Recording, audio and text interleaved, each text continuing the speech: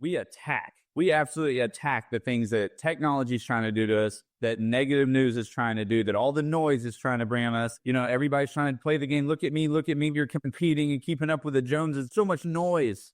We all know what we need to do, but are you doing it? Top leaders, meaningful conversation, actionable advice, bulldoze complacency, ignite inspiration, create impact. Produced by the Southwestern family of companies. This is the Action Catalyst. Today's guest is Tyler Summitt, son of legendary coach Pat Summitt, who carries on his mother's winning principles as the co-founder of the Pat Summitt Leadership Group and co-founder and board member of the Pat Summitt Foundation. Hey, Tyler, how are you? Good. How you doing? I'm good. It's super nice to meet you. Absolutely. Likewise. Thanks for having me on. So I'm not from Tennessee. I don't know anything about basketball. I know your mom is ridiculously respected. I know enough to know that. You know what's awesome? I love that. You know why I love that? Because I love talking to people that have not heard of mom. Because a lot of times if people have heard of mom, it's like, oh yeah, I've heard that story. But when we do things for the Pat Summitt Foundation or the Pat Summitt Leadership Group and people don't hear about mom, a lot of times their life is just changed in a way where if they'd heard about mom over time, it's like, okay.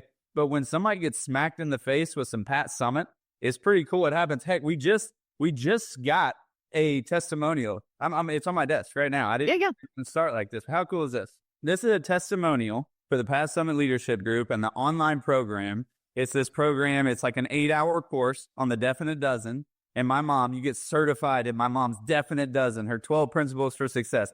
This is from the financial industry. This is an IT. Listen to this testimonial. Testimonial says, I was not from Tennessee. I didn't really follow sports. Okay, sound familiar? I was a little skeptical when this Pat Summitt online leadership program was introduced, thinking, how is a basketball coach going to teach me, an IT leader? I wasn't sure I would connect with her, but I was sorely mistaken. I found that the way she loved and invested in her people was exactly how I felt a leader should be, and I found myself wanting to be more like her and to see the impact that she had on her people even decades after they're gone from Tennessee basketball cemented for me that how you treat people and lead people for the good or the bad will follow them for the rest of their lives. It makes me strive every day to be the type of leader that impacts my team in a positive way, and I am more careful in the choices I make daily. There you go. Awesome. Okay. With that being said, I want to just start from scratch. Start at the beginning. Yeah, absolutely. My mom was just a winner. I don't know how else to put it. She was a winner. And it wasn't just on the court, it was off the court. I mean, she literally retired as the winningest coach in the industry. And so retired with more wins than anybody, men or women. She was labeled the coach of the century. That one always gets me still, like coach of the century. Like for whoever's listening to this, take your title and put of the century out of it. Maybe you're the salesperson. What if you're the salesperson of the century? You know, maybe you're the stay-at-home mom. What if you're the stay-at-home mom of the century? Is that not crazy? I mean, of the century. She got the Presidential Medal of Freedom, highest civilian honor that you can possibly get. She was top 50 female leaders in the country. Like leader, not sports. For those of you that aren't sports people, this ain't about sports. This is about life, you know. And my mom got every accolade you can imagine, gave keynotes, did so much for women's sports, yes, but women in general, and honestly, leadership. And so really, really proud of her. It started when she was on a dairy farm.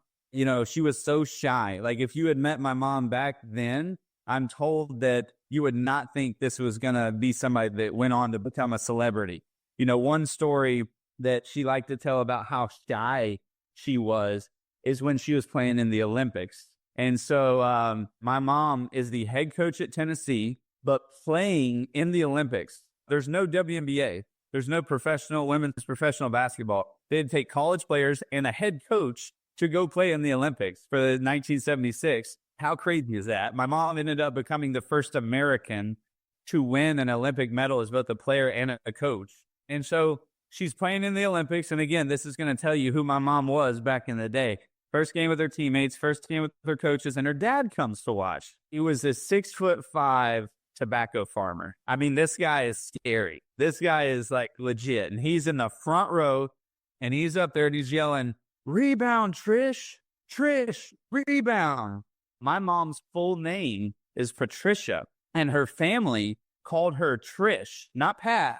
Nobody knows that my mom's name. I mean, they all think this is Pat. You know, it's Pat. So it's like, who's this guy yelling at? So my mom's playing hard, but she said one of her teammates that game had like 30 rebounds. For those of you who don't know basketball, 30 rebounds is crazy. And so my mom said this teammate of hers had like 30 rebounds. That teammate's name was Trish Roberts. Trish Roberts thought this scary 6'5" tobacco farmer was going to kill her if she didn't rebound, right? I tell that story because it shows who my mom was. This shy farm girl, to be honest with you, that was too shy to correct people at age 18. She was too shy to do that.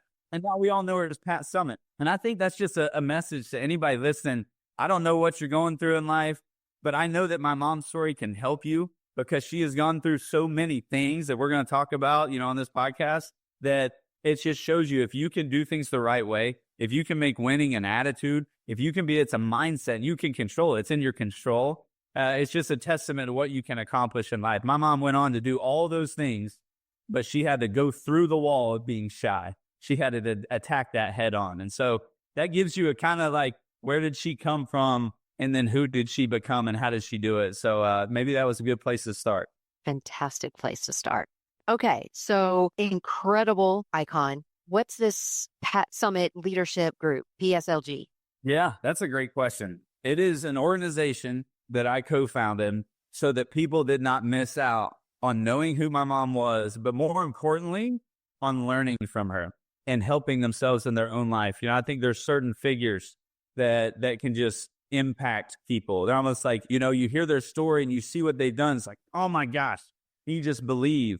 And my mom was just one of those people.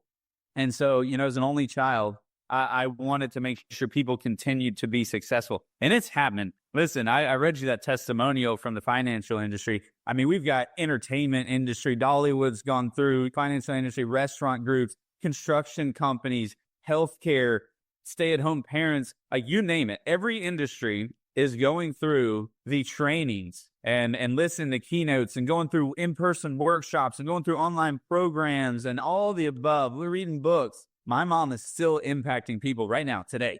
We're all over the place and we're helping people in every industry. So it's so cool what's happening. It's my mom's definite dozen. The book she wrote back in the 90s is 12 Principles for Success.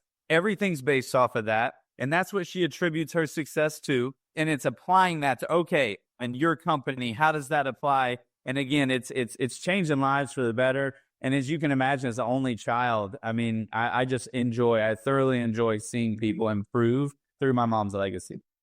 Okay, so drill down with me. So you're saying, hey, it's these 12 principles. Where did these come from? What are the real life applications? What are some of the takeaways that you have seen be so meaningful and impactful for folks? Absolutely. So my mom had a recipe for success. It's a definite dozen. Now, when she wrote it, actually sat down and wrote the book, she had already won 3 national championships. She ended up winning 5 more. And so the definite dozen, it's not like my mom reinvented the wheel for leadership. You know, it's things like communication, respect, teamwork, hard work, things like that. And so there's these skills, though, that it seems like we're losing in today's day and age, right? Because of cell phones, because of all the noise and emails and the news and all this stuff. The Pat Summitt Leadership Group uses a variety of different methods, in-person training, online, to come and say, okay, here's the right way to do things. Here's how you can treat people the right way. Here's how you win in life with people. So again, what are the real life applications? Well, the first thing that's really taken off is when you go through our online programs, and we have multiple. We have one that's just overall leadership, definite dozen. We have one that's a power of team. We have one that's specific for women's leadership. So no matter who you are, what industry you're in, there's one for you. And what we've seen is when people go through that and they spread it out over 6 months or a year, habits are formed, right? And it's great to say, here are my goals, but let me just watch you for a day and I'll tell you who you are. Let me watch your habits. Let me watch what you do. I don't need you to tell me about, what you plan to do and what you're thinking about and what you tweeted you were going to do and what you told your friend you were going to do and what your New Year's resolution was. I don't need to know any of that. I need to see what you do, what your habits, and then I'll tell you who you are and what you're going to accomplish and if you're going to accomplish the goals or not. And so that's what the online program does. Our online programs, you can go to the website and look them all up. It'll take you through over time, self-paced, bite-sized learning, and you learn, okay, this is how I build habits. And so great place to start is right there with the website, going and checking out those online programs. So you said something super keen, and we've talked a lot about this in the podcast, is there is, without a doubt, there's so much conversation and content around developing leadership skills and developing leaders. And I think this is part of what makes your mom's story so unique.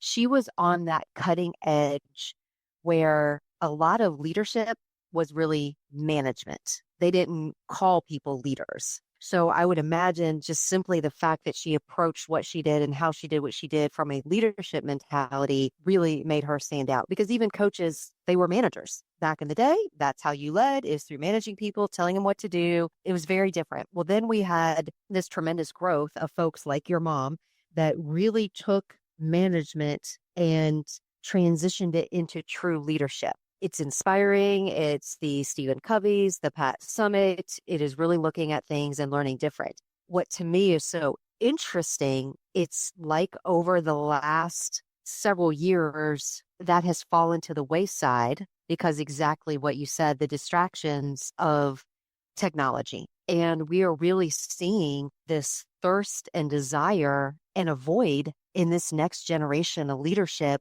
that truly, they know the term, they know how to describe leadership, but they haven't experienced it, and they certainly don't know how to implement it.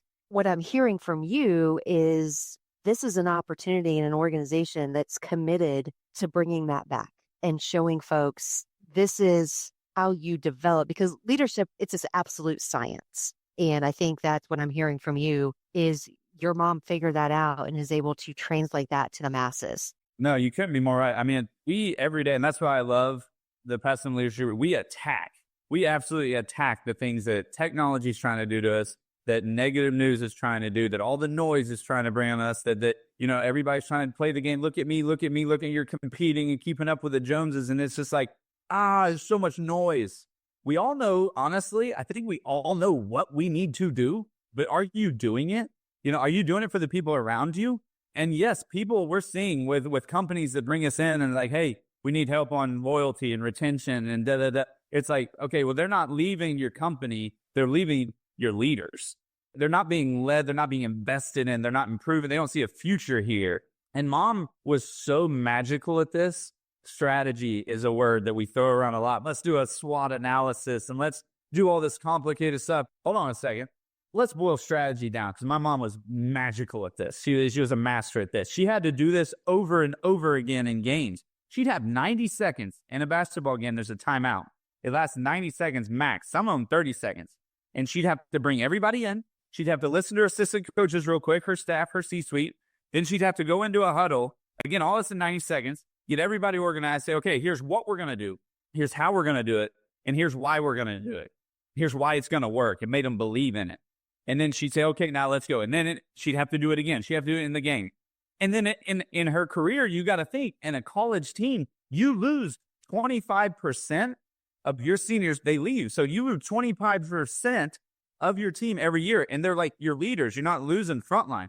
So she's losing 25% every year and bringing in 25%, which are rookies, fresh out of high school. So every year she had to go through strategy. What, how, and why. And I think we're talking about leadership. I think we're losing sight of making sure everybody has the why. And we've heard TED Talks and we've read it about know your why, but do you do it? Like, I'm challenging the people listen to this. Do you do that in every area of life? Do you do it in your faith? I don't care what your faith is. Mom is a Christian. I'm a Christian, but whatever that is for you, do you have that? Like, do you have a strategy for your faith? We all have mission statements at work. Do you have a mission statement for your life? What about your family? You have kids. Your kids know why they're here. Do they know how to be successful? Do they know what they're trying to do? What about your significant other? Do you know what you're trying to accomplish? Do you know why you have that relationship? Do you have a joint statement where it's like, this is what we're trying to do? My mom did it over and over and over again. It was so simple, but everybody bought in because she was a leader. And here's the secret sauce. She would help them with the what, the how, and the why, okay? Before a season even started, the what. Let's start with the what. She would say, okay, the what was usually a national championship, and she got 8 of them, which is a lot. So she would take them through sometimes the different things before a season, before a game even started. She would say, okay, what are we trying to accomplish? National championship. All right, let's go through the national championship celebration. They haven't even played a game yet. And she says, we're going to celebrate this year's national championship that they haven't won yet. And she goes, okay, we're all going to walk in a line like this. All right, now you're going to sit in this order. Okay, good. The band is on the left. Imagine them there. All the fans are on the right. Okay, now here's the speech. I'll talk first. You're a captain. You talk second. The banner's going up right here. Hey, tomorrow, does everybody have a suit and a dress? We're going to the White House to meet the president tomorrow because we won the national championship. She's literally doing daily affirmations. I mean, this is in the 80s and 90s, so before her time. She's literally taking them through daily affirmations. It's like it already happened. It's like they already won in April, but it's August. And they're months and months and months from even that game. They don't even know if they're going to make it to that game. Everybody knew the what. Now let's go to the how. Okay, she would have her players lay down on the court and visualize what they were going to do in the game the next day. And listen, that was a lot for a coach to do that because you only got an hour for tournament practices, which is not a lot for a practice. You only got an hour. She would seemingly waste practice time to have them lay on the court, close their eyes, and visualize. But it worked. And they beat the competition. And they were successful. Do you do that in your life? Are you doing that with your team? Are you doing that with your family? Are you doing that with your peers? Do you wake up and have a morning routine? That's what we're trying to help people do. Before you look at the phone and you look at the noise and you look at all this stuff, you've got to take control of your life. You've got to take control of your team before we go through the emails and da-da-da-da-da. You've got to take control and say, this is what we're doing, how we're doing it. Let's go to the why, because this is the most important point. Everybody knows that, but listen to what my mom did. My mom would have one-on-one meetings with everybody in the organization, everybody. And it took some time. And everybody's like, I don't have time. Trust me, you have time for this. You have time to have one-on-one meetings with the people around you. If you don't have time for that, then come on. Turn off the TV, turn off the emails, turn off the shows, whatever you're doing. Get off of Twitter and all the social media and have a real conversation with somebody and say, okay, why are you doing this? Why are you at our company? What's the goal? What do you want? Why are you here? Tell me your why. And my mom would do that with each player. She would know that player number 1 wanted to go on and play professionally. She wanted to go overseas. She wanted to travel the world playing basketball. She'd know that player number 2 just wanted to make her family proud. That's it. She didn't want to go on and play pro. She wanted to do a career, something else. And so what if my mom tried to do the same speech to both of them? What if my mom tried to motivate them the same way? What if my mom just came in like a cookie cutter and had like some managers and said, all right, here's what we got to do, go. And that's it. No, my mom she'd still do the what and the how, but then she'd go to player 1. She'd say, hey, she whisper, hey, there's going to be pro scouts at that game tomorrow. You've got this. You've got this. Your dreams are coming. She'd go to player number 2 and she'd say, hey, the game's on national TV tomorrow. Your family's going to be so proud of you. You've earned this. It was magical that just that small little 10 seconds to each individual reinforcing their why, and their why fit under the company why, the business why, the organization's why. If we win as a team, everybody else accomplishes their goals. And really caring about people, mom loved the quote, people do not care about how much you know until they know how much you care. My mom cared. I mean, she cared about people so much. And so I think that's a real life example of something my mom did over and over and over every year. I don't want to oversimplify this. I think you just hit something that is so clutch. People know their what, and it's not hard for them to figure out what their what is. They sometimes think they know their why, but it's not until they really share it with somebody else and drill down into the details does it really come to life, which when it comes to life, it becomes meaningful. But that middle piece of the how, that is where I think so many folks don't know. And what I'm really hearing is this mission, this group is to bridge that gap. You think you know what you want, you think you know why, and we're going to expand on all that. But most importantly, let me show you how. Absolutely. And I think what comes into mind when you say the how is, are you willing to sit there and do all the, analyzing all the stuff you want to do, but then can you simplify it? And can you say, okay, here's what I'm going to do every single day. Mom had certain things she did every single day. And she was just consistent with that. She was always trying to improve those areas. She was always, okay, let me improve this one a little bit. Let me improve this. And always, but there were certain things that she did where she knew if I do these things, I might not win every game, right? My mom didn't win every game, but she was a winner. And over time, if you're willing to do that, you're willing to do the things that other people aren't willing to do, you're eventually going to get things that other people aren't willing to get. I mean, our world's competitive. I'm just being honest. Really, it doesn't matter about other people. You know, they're competitors. It matters about yourself. Are you competing to be the best person that you can be? Are you the best version of yourself? And that, again, is what mom did so well. And she knew how to do it. And then she helped other people know how to do it. You know, it's crazy, too. You talk about team. You know, there's research on this. And I've heard it various different ways. But if you just have an idea, just like, I kind of want to do something, you actually have a small chance of accomplishing it. It's like 10%. Like, where it's just, I got an idea.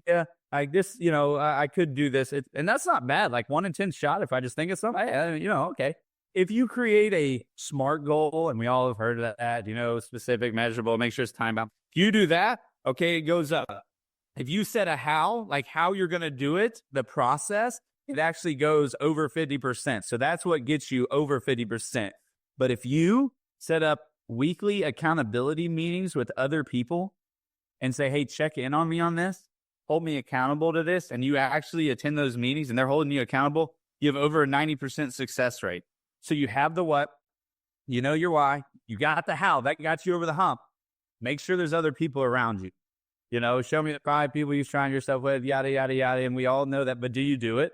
Do your friends know what you want to accomplish? Do your friends know your dreams? Do you know their dreams? Are you holding them accountable? Are you helping each other make good decisions? Same with your family, same at work. This is every area of life. That's what I'm trying to say. The Pat Summitt Leadership Group, it's about life. This is legit, and I've seen it work because I grew up with it. And I saw one of the biggest winners of our time and how she had an attitude and how it was in her control and how she helped others do it. And so, yes, you were exactly spot on. The what, the how, and the why, bridging the gap, and then having other people to help you accomplish it. With the Pat Summitt Leadership Group, I've seen it help in times when times are really, really hard. I don't know, life is this way. We're either coming out of a crisis, we're in a crisis right now, or about to go into one. Maybe you're in one right now and you're trying to get a little something. You're trying to get a little motivation. You're trying to learn. Everything's been good. You might be going into one. I hope it's really far from now. Pat Summitt Leadership Group, we want to help you be ready for those situations. We want to help you in life. We want to help you prepare for those things that you just don't see coming when life just smacks you in the face. Meaningful. Okay, slightly off topic.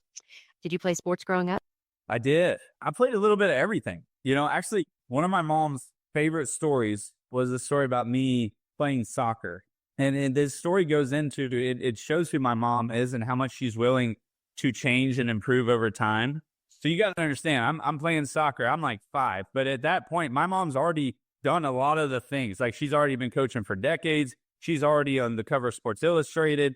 She's already known throughout the state of Tennessee. It's like, you know, nowadays it's Pat, Peyton, Dolly, and Elvis. Those are like the 4 first name people that you'd at least heard of if you're in the state of Tennessee, right? And so she's already that. She's already a celebrity. She's already the greatest coach, the greatest in her industry. But she comes to this 5-year-old soccer game, and, you know, I'm out there playing on the first half. It's her first game, my first game, and so everything's new. So I'm out there playing. I come over at halftime, and I say, okay, Mom, how'd I do?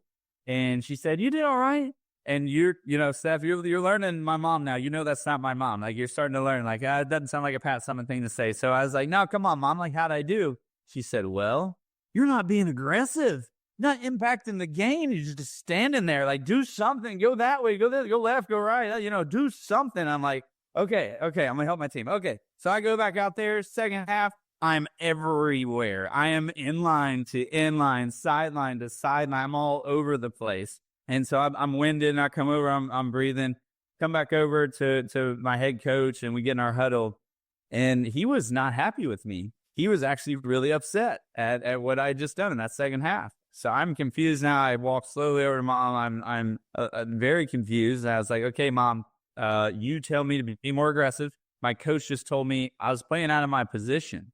My mom did not realize I was the goalie.